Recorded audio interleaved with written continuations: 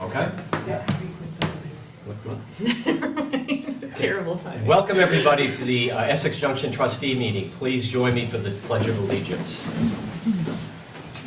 I pledge Allegiance to the flag of the United States of America and to the republic for which it stands, one nation, under God, indivisible, with liberty and justice for all. Welcome, everybody. If you haven't signed in, please do so. First order of business, and we had begun at 5:15 to kind of do a special reenactment that we're planning for annual meeting. So it says 5:15 on the agenda. We got over that, and now we're on to the regular meeting. And so I don't think one of the changes here. I think the annual meeting preparation. Tim German, we're not going to be doing. That's been done, so we're not going to do that. So Evan, Mr. Municipal Manager, any other agenda changes, additions? No. Okay, fantastic. So first order of business, comments or questions from members of the audience about anything that's not on the agenda tonight. Yes? Please come on up here.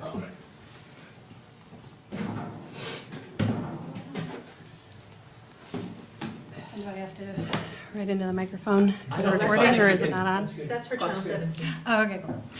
So hi, I'm Abby Taikaki. I live on Corduroy Road, and I am a member of the Essex Energy Committee. And I came tonight for two reasons that are Energy Committee related. One was the first is to submit a letter from the Energy Committee to the trustees and village planners, which is to say that on behalf of the Essex Energy Committee, we would like to express our sincere and heartfelt appreciation for the village's preparation and submission of the grant application for the electric vehicle charging station on Railroad Avenue.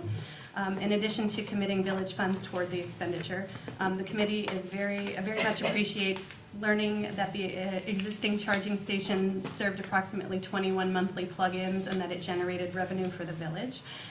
Based on recent data being developed by the Chittenden County Regional Planning Commission in connection with the new energy sections of the ECOS plan, Essex Town and Essex Junction together need to see roughly 100 new light-duty electric vehicles registered in Essex each year through the end of 2025 to get halfway to the goal of 2050. The availability of convenient, well-situated electric charging infrastructure is vital to achieving this goal, and we would like to work with the village in tracking usage and revenue, all as a means of ultimately promoting cleaner, more efficient transportation in our community. So thank you again for your forward-thinking planning. The committee looks forward to working closely with the village to make Essex an energy innovative location to work, live, and play. And that is signed by Will Dodge, the chair of the committee, as well as David Sopkin, David Gottlieb, Natalie Braun, John Peach Kenworthy, Irene Renner, Bradley Pryor, and myself. So thank you for that. And I have submitted that letter to Darby, although I don't know if that's the right person for it to go to, Right person. for the record. And then the other Energy Committee related issue is the Vermont Energy Dashboard, which is a wonderful website that I don't know if it can be pulled up, but it's if you have a chance to check it out, it tracks the progress of all Vermont municipalities to try to reach the 2050 goal of 90% renewable energy for the whole state by 2050. And there are issues with the dashboard right now. It's a beautifully made web portal that allows us to submit our own community initiatives and stories. And it sort of promotes both competition and like camaraderie for all of the municipalities to work together to get to this state goal. But right now, the web portal is set up so that it separates Essex Junction from Essex. So when you click on Essex, it doesn't, the population is not representative of the full town, including the village. The village has been separated out. And we find that to be problematic for a few reasons. Being that, let's see, I'll read what Will wrote because it's great. It's a demographic issue, but also because there isn't a separate energy committee in the village right now. The Essex Junction is on this site, but it looks like you're not doing anything, which we just established you are doing a lot of stuff, which is great. And then also when you like pull up the population for Essex, it just says, you know, about 10,000, whatever. It's just half of the population of the full town. So since we have a common energy committee covering both municipalities, because the committee does consider itself working for both the town outside the village and the village, we have a unique situation where the biggest power producer in the state is situated in the Junction. Combining town and Junction helps to make town resources available to help offset that consumption. Deploying each municipality's resources together has a greater effect on the whole. For an example, the town benefits for the megawatts produced from the hydro facility, and the Junction benefits from the fact that there are more areas for solar development in the town outside the village. The two municipalities have gradually been working more closely together, which is amazing. Combined energy would be consistent with that broader goal.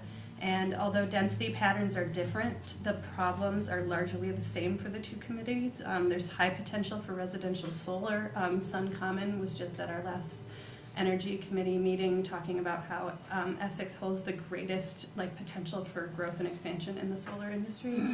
Restricted areas for ground-mounted solar, lots of housing and businesses that could use weatherization, roughly the same ratio of electric vehicles to gas-powered, and it goes on. Rob from the Energy Action Network confirmed that they would like to merge both, but that there's a cost to that, just to have to rebuild some of the website. We also reached out to the CCRPC just to confirm that we wouldn't be, by trying to merge those two things on the web portal, we wouldn't be cutting either off to any potential resources or funding or anything. They agreed that they thought it would be a good idea to combine the two on the website, Okay. so that we could all drive all initiatives for all of Essex together. But they estimate that the fix could cost up to $600. At this point, they also let us know of a couple other resources we can look into to try to cover that cost. But basically, they were asking whether or not the town would be willing to make a contribution to help cover the cost of having to do that merge on the web portal. And so we wanted to ask the village trustees whether or not they would also be willing to make a contribution to help get that done, if necessary. I don't want to interrupt you. Yeah, sorry. I want to say, first of all, I'm really glad you asked the RPC if it would interfere with something else, and that's always a personal concern of mine, and I'm glad you did that. It was very thoughtful of you. I can only tell you, we can't make, I'm going to guess what the answer to your question is, but we are kind of technically not allowed to make a decision in the public comment. No, totally understand that. So but I think what it needs to do is land on our agenda at our next meeting, and then we can take action on it. Okay, I'll Yeah. have Will submit some more information too. And it's 300 each, town and Yes. village? Yeah, if we can't find funding for it somewhere else. Yeah. But we'll reach out to Efficiency Vermont and some other suggested places to see if we can figure this out. With the board's consent, I'll put this on the agenda for the next meeting. Yeah, absolutely. And Thank we'll you. And we'll communicate before then. Okay. Yeah. And then, and lastly, and having nothing to do with the Energy Committee, but the fact that I did get to watch the fun reenactment earlier, which is really cool, and I'm looking forward to seeing it at the meeting. But I wanted to express on public record that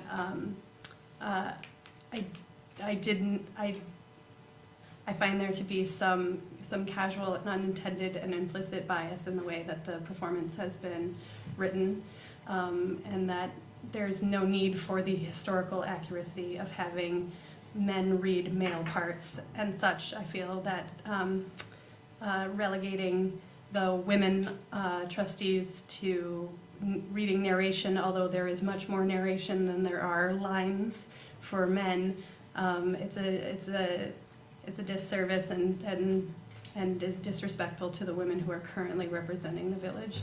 So I just wanted to state that for the record. I did enjoy the comment about whether or not that woman was denied her permit or whatever for being a woman. But I do agree that the other comments within the script about women were not funny, but sexist. Okay. Thank you. Thank you very much, Abby. Appreciate it. Anybody else from the audience have a question, comment? We're good? Okay, we are on to the next piece, and as I said, we have already done the annual meeting preparation, and so I think we will move on to presentation of the FY17 audit report by Casey Scandor, Kittle, Brannigan, and Sargent. Welcome, Casey. Thank you. I'm Casey Scandori from Cattell, Brannigan and Sargent, your audit firm, for your fiscal year 17 audit. I assume you've all reviewed the financials at this point. Yes. I'm just going to give kind of a brief overview of some of the main points. Obviously not going to go through page by page, but if there's anything that anyone wants me to elaborate on, either as I go or at the end, just let me know. So the very beginning of the audit is the most important section, the independent auditor's report, which is what you're hiring us for to give an opinion on. The opinion was unmodified, which is the cleanest opinion you can get. So everything went very well. This year's audit also included a single audit, which is required when you expend over $750,000 of federal funds. This relates to your Department of Transportation grants.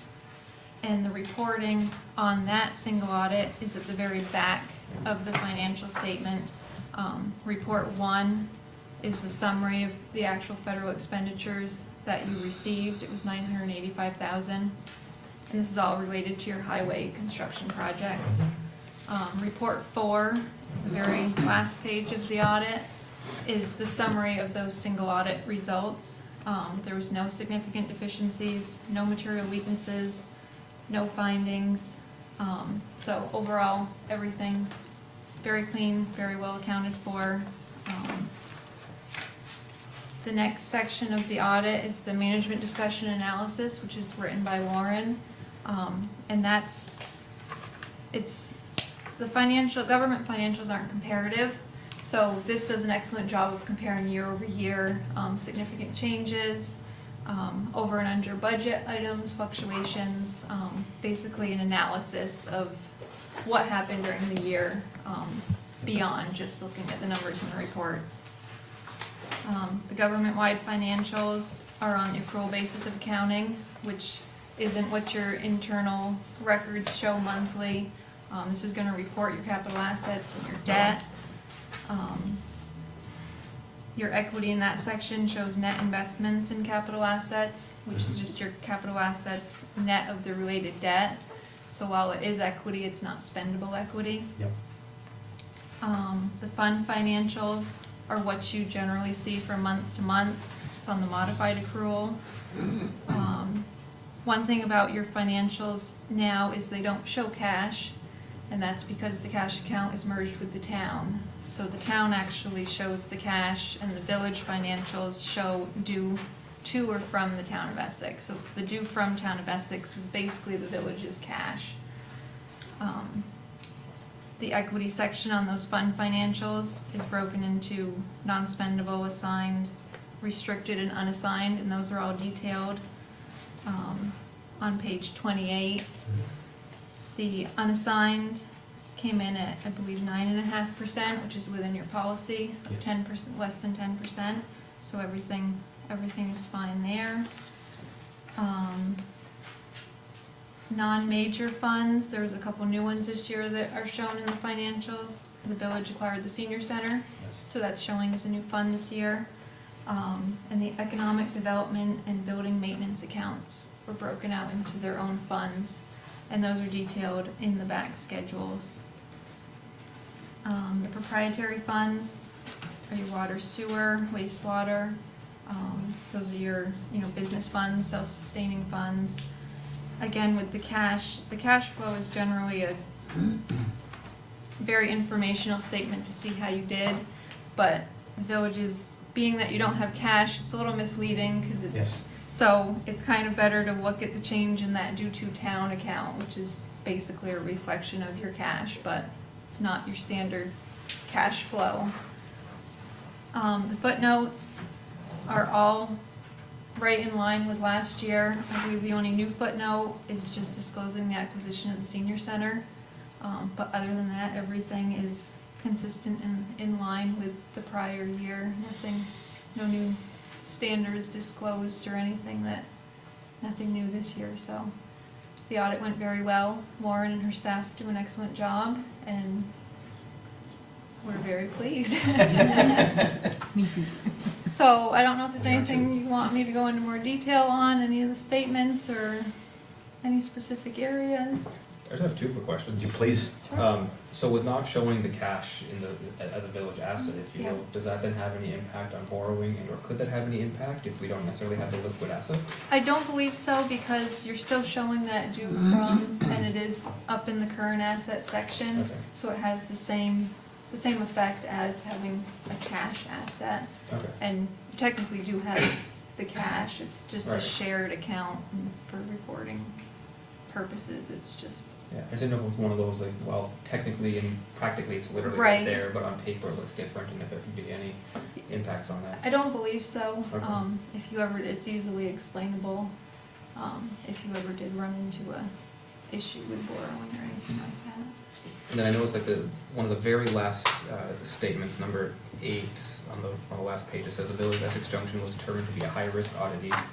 Yes, so So- for single audit purposes, you can only be considered low risk if you've had clean single audits in the prior 2 years.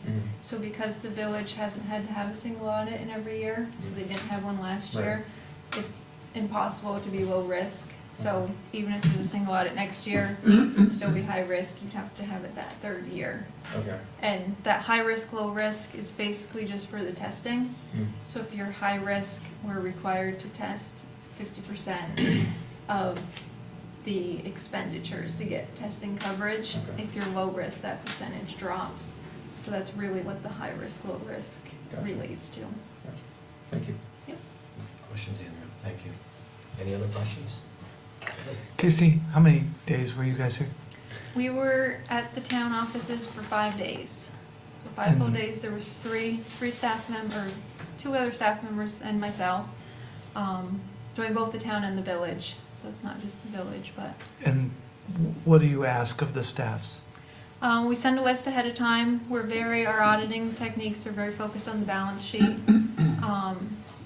So we send a prep list ahead of time, bank reconciliations, receivable listings, we're pulling invoices for fixed asset activity, loan documents. For the grant testing, we're pulling all the grant files, reviewing all the reimbursement requests, and making sure all those procedures are followed. So we're keeping them running around for the whole week. They're very happy on Friday when we say we're leaving now. Wow, I just want people to understand how much goes into an audit. There is a lot, yeah. And just getting the materials together, Yep, and then what happens during the week of the Yeah, audit. there's a lot of preparation. We appreciate all the preparation that Lauren and the staff do ahead of time, because it makes it that much easier for us, because even if they're 100% prepared, we're still hounding them with questions and things, so we I think the list is like 4 pages, I think, that we get, it is. that we just And there's always start still, in July and we yeah, run there's through. always still Village something and- else too that we're asking, just to keep them on their toes so that they don't, Right. And for the people at home, the village and town funds is not done like a business. It's fund accounting Right.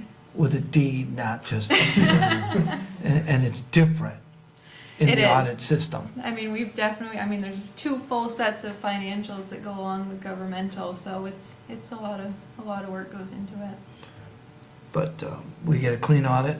Clean audit, yep. Are there anything that struck you that maybe we should be working on? I don't think so. I mean, everything's great. We just had a couple entries for things like depreciation, but that's generally expected. 'Cause we, have our software that runs, the actual calculations, but, I mean, everything, nothing out of the ordinary. Thank you.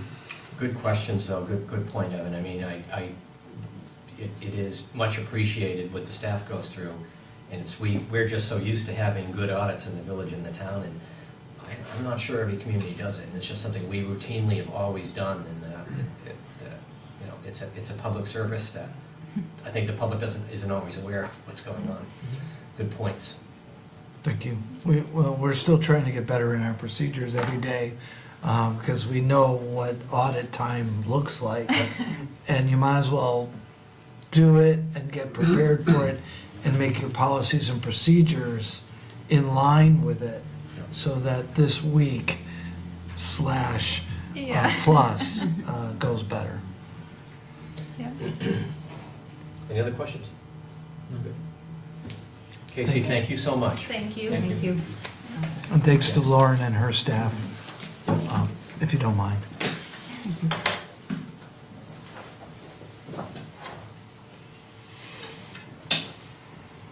Okay, so we are on to our next, on to old business, and we are still dealing with the replacement of the Main Street Bridge. Bidding and engineering contract. Good evening, Dennis. Thanks for coming. Thank you. And this is going to get fixed this year. This is great. This is going to get fixed this All year. right. We actually have a copy of the specs and a copy of the plans, both of which I picked up today. So we're trying to get them out. The bid date we've got scheduled to open bids is April 20th, Fantastic. and we're trying to work around school days out also. So we're going to hold the contractor until school is out, so we can get out there, and Yeah. it's just too busy an area to Yeah. have that when school and kids are walking by. So, but those are done. I'm going to leave them. If anybody's really interested, nothing really different or strange about it. It's going to be a concrete, pre-stressed concrete deck that's going to go on. Railing will be either steel or aluminum, pretty easily managed. We're going to fence around the construction so that it's protected. And we're also going to provide Jersey barriers so that the approaches and the traffic, it's a narrow bridge, but there is room for cars to get by. But we need to provide, it's going to be a good 4 weeks, maybe 5 weeks to construct this. Yeah. And even with the fencing, we need to have a place for the people to cross and the pedestrians to get by.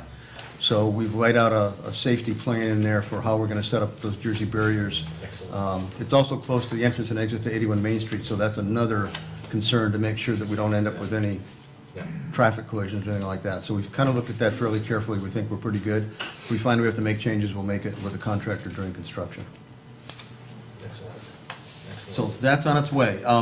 One of the things we did find out, and one was to let you know that we are going out to bid on that project, and we'll keep you apprised of that, and we'll come back to you when we have the bidders with a request to approve the low bidder to get us going on the project.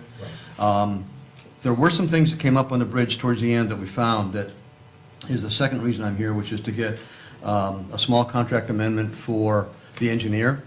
The changes that we found, the pedestrian bridge was actually attached to the main highway bridge, and as a result, water had a chance to get in underneath the rebar or the reinforcement that's actually underneath the deck railing of the bridge. So structurally, it doesn't affect any load on the bridge, but it does if you, Ricky and his crew went out there with a hammer and chipped away. Well, Penny was there watching, and I was there in the beginning. I decided not to stay because the river was up and I didn't really want to go swimming.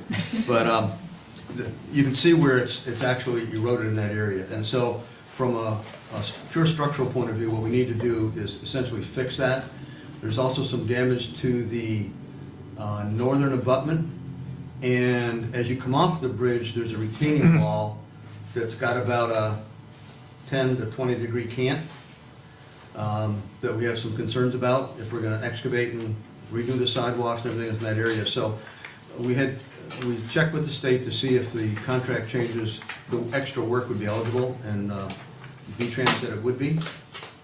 So we engaged Timmy to go ahead and do more work on that to get those. So we're going to tie that leaning restraining wall back into the abutment. There's a way to do it through soil anchors and stuff to get that so it's not going to go any farther, and that'll be stable. We're going to fix the damage on the bridge. It's more surface damage than anything, and we will fix with stirrups and other things underneath the bridge on that one side and clean it up. Those were changes that we thought, if we're going to get in there and replace that pedestrian bridge, we're not gonna leave the bridge with damage that we know that needs to be fixed. It doesn't make any sense. The preliminary estimate that the engineers come up with is that it's still within the grant money that we've talked about, so it's not like a huge extra cost, but there is some extra cost. So we built that into the project. And again, the state's approved that additional work, so we don't have to go back to that. It's a 90% state grant, so it's gonna cost the community an extra 10%. So we went through, I reviewed the engineering agreement that we gave you a copy of ahead of time. Yep. It's a $7,200 engineering adjustment, which will cost the village $720 with the 90% grant aid. So in my view, it's a good deal for everybody.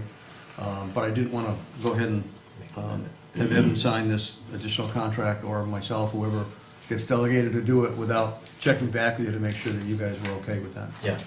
Well, we have a recommendation for a motion here. Why don't I make that, just so we make it official? And this is for the total amount, this is not for the 10%, this is for 7,200. This is the total amount for the Yeah. contract amendment. Yeah. Okay, well, I'll make a motion that the proposed engineering contract amendment in the amount of $7,200 with Engineering Ventures be approved. I'll second. Any discussion? Just a quick thing. Yeah. But that, as you're saying, 90% of the cost to help reinforce that retaining wall will be covered in that 7,200, though, that's for the engineering, for how to replace the wall. Right. It's not the actual cost to replace the retaining wall. That's correct. To reinforce the retaining wall. Reinforce that, right. Right, just wanted to make sure that, yeah. Right. Yeah. We'll find out what the extra cost is Right. in the bid. Yeah. Shortly. Okay. Any other questions? You good? Well, I'm just going to comment to Denny about when you say in the bridge, I know the pedestrian bridge was added, but the bridge, what we're calling the bridge, is actually a box culvert, right? Yeah, it's a box culvert with a slab on top, Slab if you on want to top, call it okay, that, yeah, right, yeah, yep. yeah. And at some point, I believe because it's a Class 1 roadway, the bridge actually belongs to the village as opposed to the state. And that is, just looking at what's out there and the condition it's in, it's got life. I don't think there's any danger of it structurally having any problems initially, but just looking at it, you're probably looking as a capital project. I'm taking a wild guess here, maybe 10 years down the road, maybe 12, 15 years. We ought to start looking at what needs to be done to replace that structure. It's narrow. I know when Rick Hamlin had done some work about putting a pedestrian path up 15 up on the north side, there was a question about carrying it across there. Maybe that's about the time when some of those things go that bridge gets discussed. And usually the chain of these things, the state doesn't give a lot of bridge grants. It would not cover the cost of replacing the bridge, but it would cover some of it. And usually their cycle is about 3 years. So Then- we've got time to build on this. Okay. Rick had some UVM engineering students, civil engineering students come in, and they did a draft or design of a wider bridge with bike lanes on each side, I think, and then also just around the corner over on Educational Way, they had a roundabout actually, so that to improve the traffic flow for traffic coming in and out of high school in the morning and the afternoons, which was quite nice, as I recall. Yeah, Remember it that, was, yeah. the whole design, that they did it like integrated great design. job. And the actual nice thing about a bridge of this type, that's pre-stressed concrete anchored in, is if at some point you decide to replace the bridge, this doesn't necessarily have to go away. It can be picked up, moved over, and built into a concept for a new structure. Nice. So, there's a lot of options, but obviously this one needs to be fixed. It needs to be fixed now, so we'll go through and do it. Okay. Thanks. Any other questions? So we have a motion on the table. All in favor? Aye. All right, thank you very much. Thank you very much. Yeah.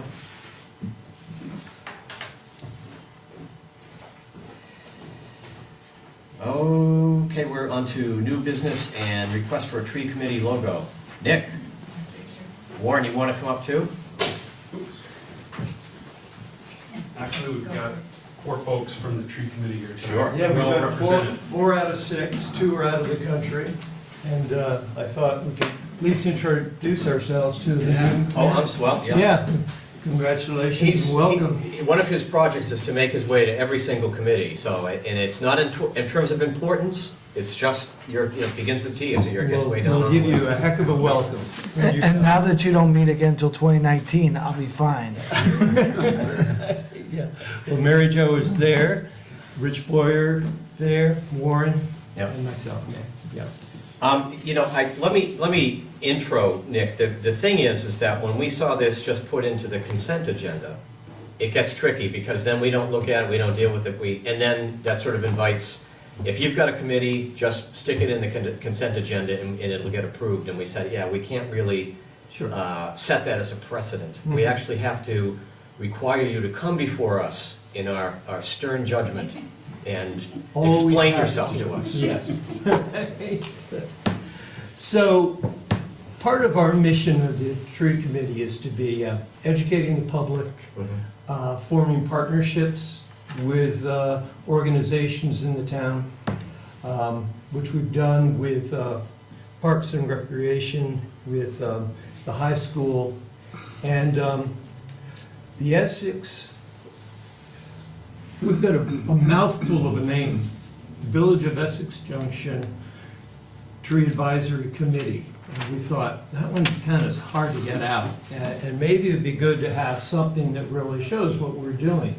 So we thought that, so we worked with the Center of Technology, with the graphic department there, and made a pitch to the students, and one of them worked with us. And Yeah. we went through a couple of designs, and that's what we came up with. So it seems fairly simple and is very descriptive of what It we're is. doing. It is. It is. Yeah. Any questions? I like the design. Okay. We'll pass that on to Did a good job, Just- you know? Yes. But the official name remains the Tree Advisory Committee. Yes, it does. It just doesn't, the It advisory doesn't gets have a dropped from the hole in logo. right there, yes. Doesn't help the symmetry. Right, they put, well, exactly. Yeah, but, Well, there's two up top, two on the bottom, and it fits in. I get it.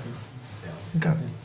I think this looks great, and, I mean, the town with the energy committee, they have their own logo, they have their own Facebook page. I think that it makes sense in this day and age that we're trying to engage people, that right, having a logo and whatnot, it looks nice. good, yeah, Yeah. Thank you for doing this. okay. I have one other item, if, Jim, please. yeah. As much of you, everybody knows, the emerald ash borer has been discovered in Vermont, and down in Orange County, and they've since done some scouting and realized now that it is in, this one for each one. It's been found in Barry and in Plainfield, I think, right? And Groton as well. And Groton.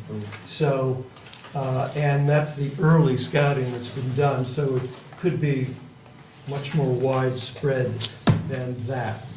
I want to just give you a little update of what we have for ash in the right-of-way. About 21% of our trees are ash in the right-of-way, not including the parks, Stevens Park and the others. Okay.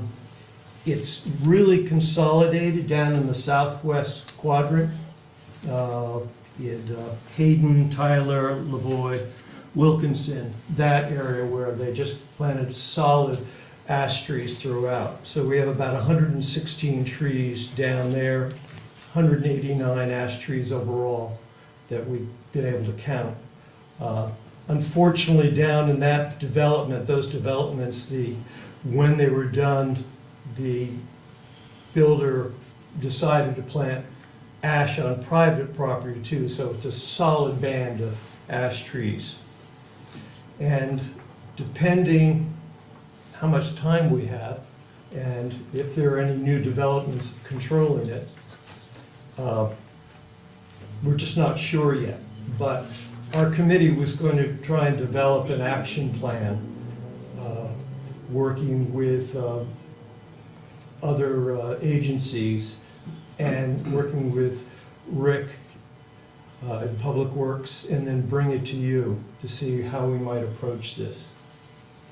Because it could be expensive removal and other things, and how we might budget this and plant in the future. Yeah. And Yeah. one, Yeah, so I think what we need to do is figure out, for example, what could be done, how much of the work could be done by Rick's crews, the town crews, village crews? Because this is going to affect the town as well. And they did an inventory of their trees a while back, and I don't know where it is at this point, or what their percentage of ash trees are, but they'll all be affected. But speaking of the village, my initial thoughts is, what can Rick do with his crews? What needs to be contracted out? Now, that just takes care of the trees that we could remove, okay, in the public right of way. Then there's the expense of stump grinding and replanting, Right. okay? So that is something that we hope to be able to put into a budget form, give some estimates, so that you'd have some idea of what cost would be associated with this. You said, so there's no prevention, it's just completely removal of the tree. Once it's been hit, that's it, there's no way of preventing, intermediary steps. This particular insect is difficult to control. Right. It will girdle the entire tree, so it goes around it and girdles it, and not really a lot that the federal government, APHIS, is willing to get involved with at this point. They will assist the State Forest Parks and Recreation with a quarantine area. Once they determine the outreaches of the insect, they are still looking. So as we know now, if it's in Barry, it's 30 miles from here. Now, there's obviously a lot to read about it. You've got some pamphlets, but the way it moves the fastest is firewood. That's why, movable firewood. That's why there's a quarantine that will be set up on how to move that ash in and out of that area and how to treat. So treatment-wise, they're looking, they've got some work that they've done with other insect species that can be a natural predator to the emerald ash borer, but it's early in that. There are treatment controls that have been used in other states, and typically the safest way is a trunk injection of the chemical, and it translocates up through into the leaves. So there are control measures, because not only are we going to be concerned about the public trees, but residents of communities in this state are going to want to know what can they do with their trees on their property. Yeah. So our role as the tree committee would be to gather as much of this information as Nick said, put it together in some sort of report form, and then submit it so you have an idea on what we're facing. Yeah, that's a very good thing. As part of your plan, will you guys be addressing the spacing of trees to be replanted, and then also a recommendation of species Absolutely. to be replanted? Yeah. Because I would hope that we would do some type of varietal types of trees, because then when the next blight comes through, like Dutch elm and elm disease, an ash borer, we're not doing this again and again, where we deforest an entire block or Right, yeah. an entire area. Yeah, we'd have thought we'd learned a little lesson about that, given the elms that graced all of these communities, and go and plant a solid species But- again, yeah. One of the things that occurred at my former village, we had plenty of ash trees. Yeah, Ash trees on private property were to be done by private yeah. entities, Mhm. and they needed to do it, and the village had to actually enforce Mhm. that to be done because of the quarantine and the effect. Yeah, I assume that you had experience out there, because the Midwest and places have been hit hard. Yeah. I would suggest that even if it's only 30 miles, the way, obviously you guys know, trees grow and stuff. After you remove a whole block's worth of trees, Mhm. it'll never, it won't look the same Yeah, unless you get going early right. Yeah. Yeah. Well, and at least get some growth. Mhm. the good thing, and another thing the community should be looking at, in Essex Junction, we have a pretty good diversity of age class, and that's what you're referring to, so that, you know, all your trees are not starting at the same age, as well as diversifying the Right. species, so Correct. it's important in both areas. Yeah. However, the areas where we have the most of the ash trees that Nick was referring to are new developments. So the other species of trees that are in these areas are a little leaf linden. So the lindens will be fine and all the ash trees will have to go. So there'll be a bit of an age diversity, but you'll easily see it. It won't be several different Warren, age can you classes. give me a sense of the time scale? Like, let's say, it sounds almost like it's inevitable that it's gonna come this way. Yeah. And then how long would this, how long does this infestation last? How does it remediate? How does it resolve itself? It moves by the insect about 3 miles a year. Okay. That's If it has been transported by Right. firewood, Right. yeah. keeping us as a vector for moving the species through firewood out of it and just the natural insect flying, Yeah, it's about 3 miles. 3 miles a year. Right.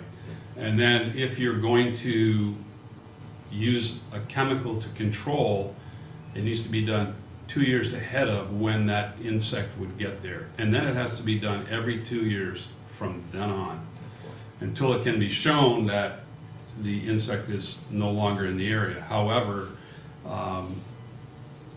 you know, that being said, we're looking at now about how can, you know, sort of getting ash seedlings going and catching seed, and then as it goes through, trying to spot and try to get it going again, trying to replace the ash by, you know, planting new seedlings.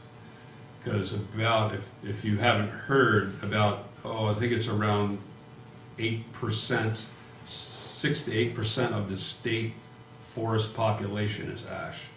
And if you think about that, that's quite a bit. That's a lot. Yeah.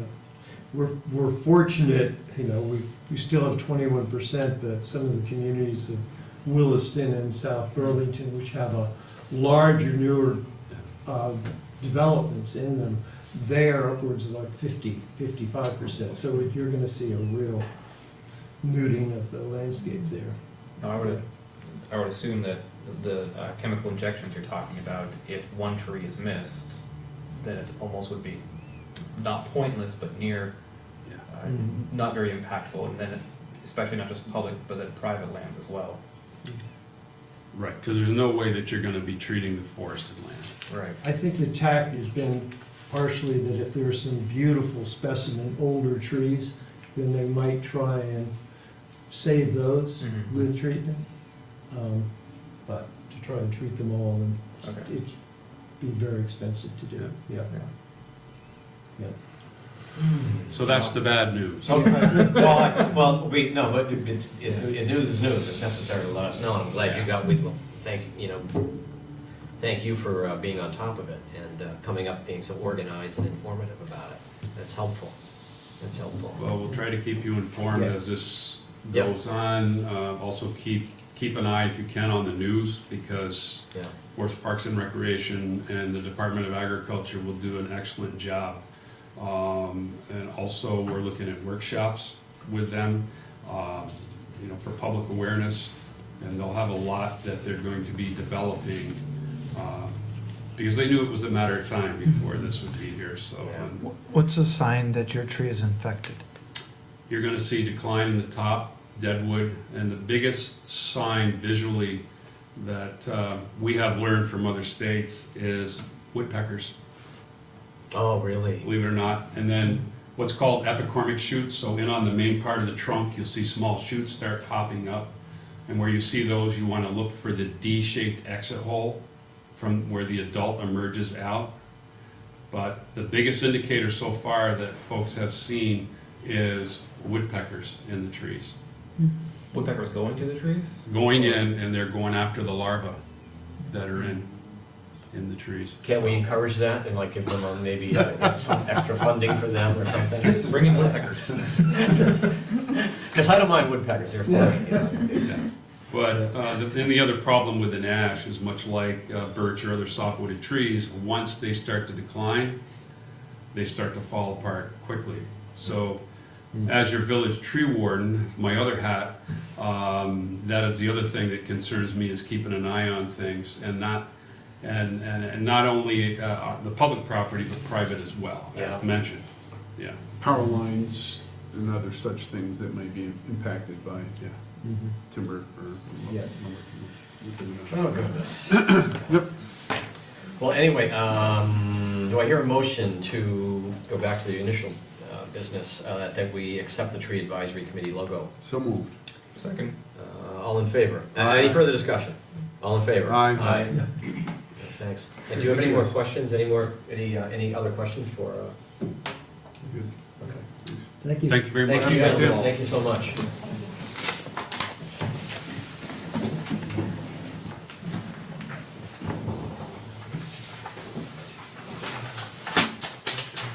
Next order of business, our village newsletter policy. Darby?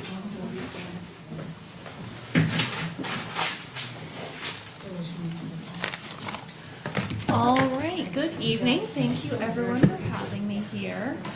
So what I put together was a village newsletter policy which essentially codified everything that had been happening for the past 6 or so years that we've had the newsletter. The one thing that I would like to note is the way I see this is, you know, the protocol and the requirements. Generally, if there is time, I do go around to the individual websites and grab events off of there and stick them in the newsletter. But, you know, sicknesses, vacations, all that good stuff happens, so it can't be guaranteed every week. Yep. Yep. Okay. I just gotta tell you, Darby, I really appreciate the effort that goes into this, having some familiarity with this kind of stuff, so I know how much work this is. Thank you. Pulling this all together and every week, so that's a good thing. Any questions for Darby? If you don't mind, Darby, could you explain why we're putting it into a policy form?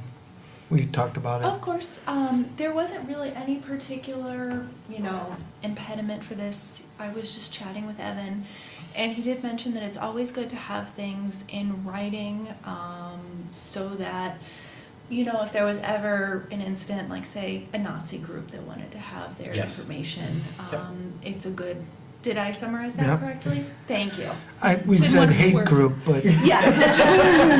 substituted Nazi for it. Yes, but you know. Call it spade So- a spade. Close enough. just in case they're listening. Yeah, the idea is that as a policy, you know, sometimes somebody objectionable may come to you and say, well, you do it for this group, you do it for that group. You know, you gotta let me advertise my jamboree. And by policy, we can say, we don't allow any advertisement of hate groups or things of that nature. And I guess at the bottom it says, I'm the final say on appropriateness. So, Yeah. but we wanted to make sure we have policies and procedures for those things so that we are treating people equitably and groups equitably. Yeah. I think it's a very good idea. It's a very good idea. Yeah. And I do thank Darby for all of her hard work of doing all of this. Any questions? I think we're just, our silence is just our endorsement of good work, so I will make a motion that we adopt the village newsletter policy. Second? Any further questions? All in favor? Aye. Aye. Thank you. Thank you.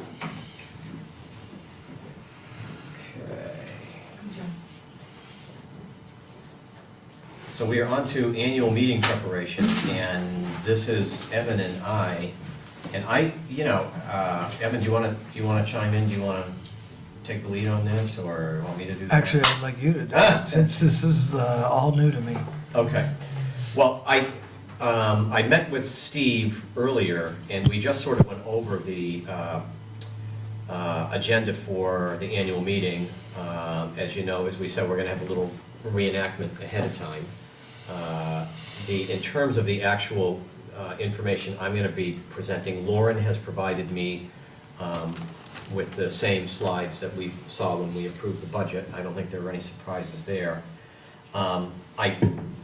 Lori has they passed a resolution honoring, and the legislature honoring Neighbors' Day. And so Lori wanted to read that resolution at the end, so that's one add-on thing that we'll be doing here in sort of the you know, extra business or Article 4, other business section. The question I had for you guys was, what do you think in terms of me, and Evan, you too, let me just get some feedback.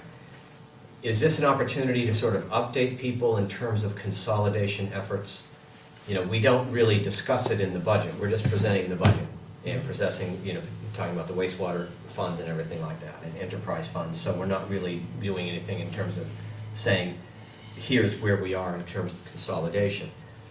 It's not like we have some brand new piece of information to present, but on the other hand, I'm just curious, people sort of reading bits and pieces of it, getting a sense of it, and if it's appropriate, if I should try to do some kind of a summary.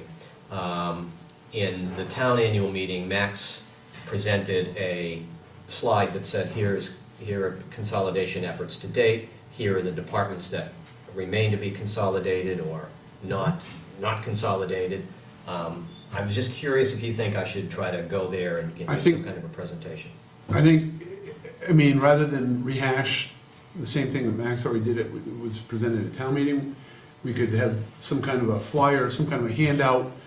People can pick it up there rather than, I mean, depending on, if you want to do something, George, you want a presentation in PowerPoint, that's fine, but I'm just thinking to simplify the process, that we could have a handout, you know, explaining what the consolidation efforts here, you know, to date are, and, you know, things we're looking at potentially in the future. And then if under the Article 4 or under, you know, the Article 4 where we go into other business and people, you know, want to talk about other things, we're going to be hanging around if they want to talk and express their feelings and what's been done. I think that, I don't know. I would say that it can't hurt. I mean, the more that we can share this information, I think the better. In terms of whether it's I think a flyer is great. I think also it's 2 slides. And it can just be quickly, here's what we've done, here's what has not been done. Right. That's really all I had in mind. And then say, are there any questions? Right. Does anyone have any thoughts or comments about it? I mean, it's an opportunity for us to get some feedback. That's really the only reason I was going to mention it. Yeah. I don't think it can hurt to engage in the whole community in the conversation. I'll keep it very brief. Yeah. Can't think of anything else. Lauren? The question and answers that I sent to you, are we gonna? Should I go through those? I don't know, do you wanna get those made up for annual meeting and have them to pass out? Yeah, I think that would be good. Yeah, I do, yeah. Yeah, I appreciate that. Yeah. And so we'll hand those out, and then I can just sort of present those in the flow of the description of the budget too. Good? Sounds good? Yeah. All righty. Evan, do you have anything to add to this? No. Next year, you'll know what, Next year I'll have it all, yeah. And let me add, tomorrow night, I mean, remember, you and I are gonna go to 17. Channel 17, and it'll be like a dry run of this. Yeah. It'll be a spoiler alert for me. Yeah. Elaine and I will see you there. We'll see you there. All right. Okay, so we'll move on to the manager's report and All-State Parade street closure request. In your packet, this is just informational only for tonight.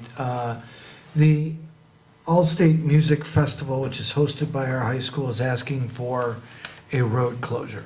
They did not come to us first before they accepted this event. And originally, they wanted to come down Main Street and have Main Street closed for the better part of 2 hours around 5 o'clock on a Thursday. That's a great idea.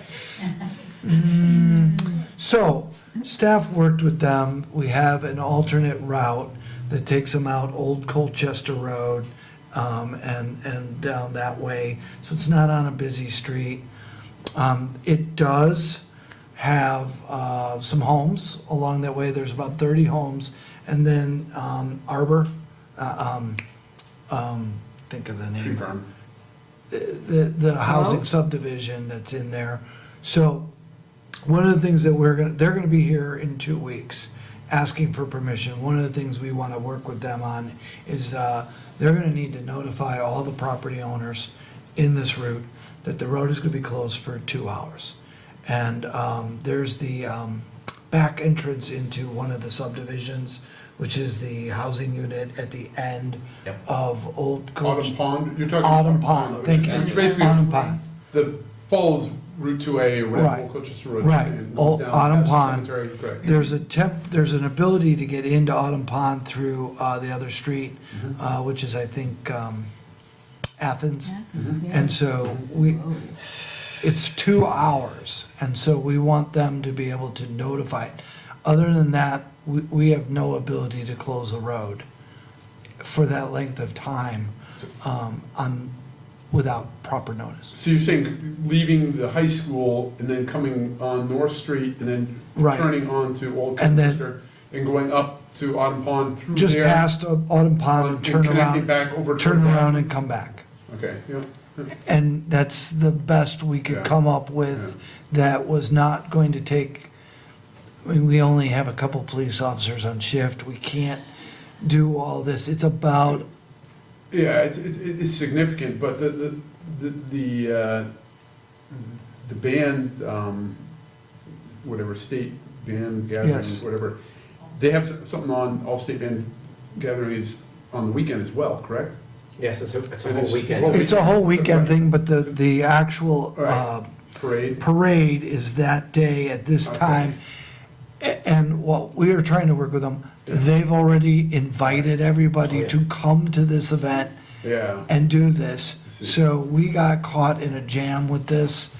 I really thank Rick and both Ricks for coming up with something that could work, so there's no embarrassment, et cetera. But our requirement, at the very least, is going to be to notify all these residents that the road is gonna be closed for a couple hours.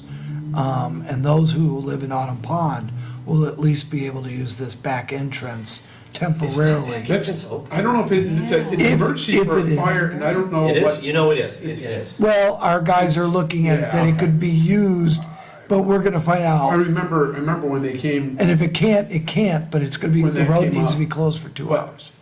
as I recall, going back maybe 10 or more years, they Upwards. had the all-state parade or gathering of bands here, and they actually went through the five corners, but it must have been on a weekend, and I remember seeing all the different bands from all over the state here. Their comment, That was. their comment was, well, 10 years ago, we didn't Yeah. have to ask for permission. They were here roughly Well, 10 years ago. Yeah.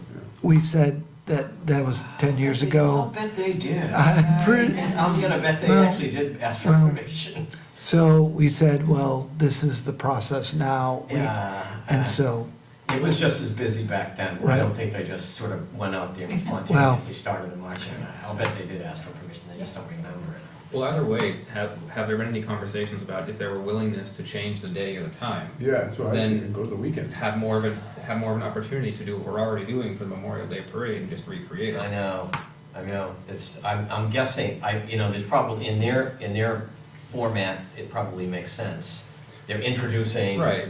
that's the What they want. weekend of the event. And Bringing that's in when, to showcase the bands, to allow the kids to really feel what they should be feeling and their accomplishments, and have them go right through the Yeah. heart of our community. But the way it works is like on Saturday morning, they start doing they probably have a whole weekend of things. I know what you're saying. Right, but have these conversations happened, is what I'm wondering. we were not, We weren't asked to be. we involved weren't there. asked to be part of any of their planning other than their request for the road Mm-hmm. closures. And we said, obviously from staff perspective, no to the five corners. And then we worked with them with an alternate. That's all we had. And so I just wanted to give you a heads up that they're coming in 2 weeks, give you a little preview if you have some questions and thoughts.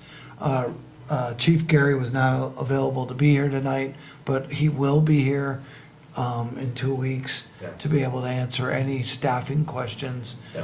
of how we'll be able to make this work. Well, in the interim, personally, I would like someone from the staff to ask, or to try to engage the, Yeah. putting it on, I'm sorry, I can't think of their name right now, but to ask them, I mean, if there were willingness to shift the date. I agree, you know, even for their sake, it'd be nicer for them. Right. With the, you know, for the kids to go marching, I mean, the old Colchester Road plan is a pretty good plan, but it's not well populated there. It's kind of like, let's start you off in the parking lot, walk along an old road and then come back, wind back. I mean, Yeah. it would be nice for them if they would take advantage of potentially, maybe there'll be a blizzard, but, you know, it's only May. Say that. But, you know, could be a beautiful spring morning and marching if they use the normal parade route. And the police are pretty good at closing that whole thing Yeah. off. They've got that down. They aren't even doing the whole thing, they're just doing that little piece of it. But that's something for them to think about. Okay. I think they've done a good job, we're not criticizing. No, no, We're just saying, So we it's too just- bad we didn't yeah. brainstorm with them a little bit. I know that staff did when they came up with these ideas, Yeah. but like I said, we got caught. No, 5 o'clock on Friday is not a good time to go marching around here anywhere. Yeah, no. Uh, Or 6 o'clock is what they're asking, yeah. Yeah, so, Yeah. Okay. so I just want to give you that heads up, so they'll be here at your next meeting. Okay. And Irene? we will talk. This is tangentially related to the All-State Festival that's coming up, and they are seeking people to host the students. There are hundreds of students that need a floor and an air mattress or something like that to sleep on, so if anyone can help out. Okay. All right, thank you. The information is widely available as to how to host. Patty Bergeron here in the village is coordinating the housing. Okay, thank you Thank very you. much. Yep. Okay, great. Okay, well, What's the that's next good, item? thank you for that. And then what was our next piece there? You had our meeting schedule, and I think that's sort of self-explanatory. Yep. Um, That's just a normal update of the calendar. Yep. So, okay. Well, you know, we do need a quick executive session just to give an update on Yes. some personnel. Yep. Yep. So we will move from there and on to the trustees' comments and concerns and Well, meeting file. Oh, I'm if I sorry. could go back, it's not on the agenda, but we've had some complaints about some parking on Park Terrace. Basically, the parking at around McGillicuddy's, there is this event, the NCAA tournament, I believe, Yeah. which Loyola of Chicago is in the Final Four, so I've heard. Were you parked over there, Evan? I- Illegally? No, the funny part was I drove by there before and it wasn't crowded, but apparently I was also there about an hour and a half before the 6 o'clock game. And by the time, you know, and so there have been people parking over there. Public Works did put up some temporary barricades that say no parking on it. They're on the, what would be the north side, south side of the street and across from the building. And our police will be enforcing it. And then permanent signs are gonna go up there. The village had previously amended its ordinance to have no parking allowed on that street, so we'll just be putting up the signs and enforcing it. The other thing is, and, sorry, Darby left for the evening, you know, we are trying to put the word out that there is a large parking lot right behind Road Rescue. There's signs that say park here, please. And so we really want to get the word out that that'd be a great employee parking lot or owners of the businesses so that it opens up parking spots on their lots. And the only restriction is you can't park there overnight. So we're gonna do a front porch forum posting that shows the picture and, you know, it even shows cars parked in there. So, Yeah. without a tow truck.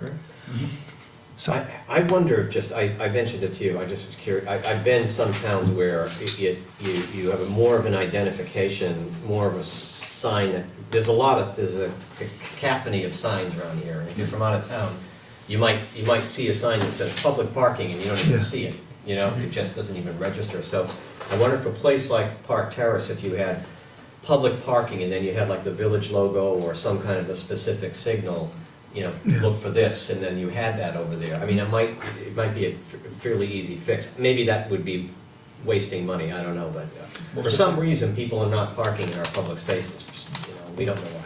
Well, it's just like in Burlington, I mean, they have the blue signs with the white peas on them, Yeah. that say where the parking is, and, Something that's a little bit more, yep. Yeah. that registers a little bit more, it might really help. Yeah. So maybe we should look into that. So, Fix. but we are looking into it as a staff, and that's a good suggestion. I think we need a little better, I think they call it wayfinding signs. Yeah. You know, where to, you know, park and stuff, but interestingly enough, like I said, I went right by there was tons of spots, Yeah. but I didn't go at game time. But there's plenty of spots a block away. I know. But you do have to go a block away, you do have to go through 5 corners, you would have to cross 5 corners to get back, so, There's also spots out behind our village offices here and behind Brownell Library that are available, so you Yeah. can park there as well. Yeah. so for all those people watching us on TV who are planning to go to the NCAA game, those where all your parking spots are. All right. Okay. Okay, thank you, Ed. Thank you. So now on to other trustee comments. Anyone have any comments? I'm just gonna make a plug for the event, tomorrow evening, 5:25. George and Evan, you two about, going over the budget. Yep. And then Elaine and I at 5:55, Yep. as we hash out a vigorous debate about, Yes. the 2 seats that are uncontested. All right, sounds good. Sounds good. We're anxious to watch that. Yeah. Right. I was thinking about a skit from Saturday Night Live with a bit of a, That'd be Gore better. versus, That'd be better. Bush reenactment. You could introduce yourself as Elaine Sobchak. That'd be different. That would be. Yeah. Confuse everybody. Anything else? We good? Good. Reading file, everyone good with that? Mhm. Okay, so we will move on to the consent agenda. I'll move we approve the consent agenda. Second? Any comments? All in favor? Aye. Aye. And we will take a short break and get ready for a relatively brief, I hope, executive session. Do we need to do them? Oh, we need to make a motion, I'm sorry, yes, we do. I need to make a motion for, I will make a motion that we, boy, I don't have the state, the law.